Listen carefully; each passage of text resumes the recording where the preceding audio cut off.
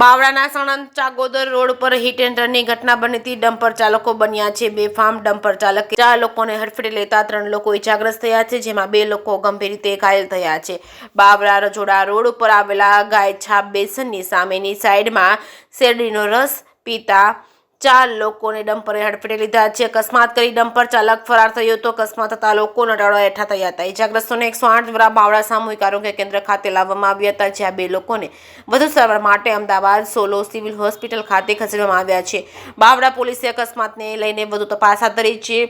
અમદાવાદ ગ્રામ્ય વિસ્તારના સાણંદ અને ચાગોદર, બાવળા, ધોળકા, બગોદરા તેમજ ધોલેરા, પીપળી, વટામણ, સુરોડા જેવા હાઈવે રોડ ઉપર બેફામ દોડી રહેલા ડમ્પર ઉપર લગામ લગાવવા બાવળાના સામાજિક કાર્યકર પ્રફુલ્લ મહેતાએ કલેક્ટરને લેખિતમાં રજૂઆત કરી છે। સંકલનમાં આ બાબતે યોગ્ય કાર્યવાહી કરવા માંગ કરી છે। જે કેસરી ગુજરાતી સાથે અફઝલ ખાન પટાણ સાથે બહેલોલ મલિક, સાણંદ।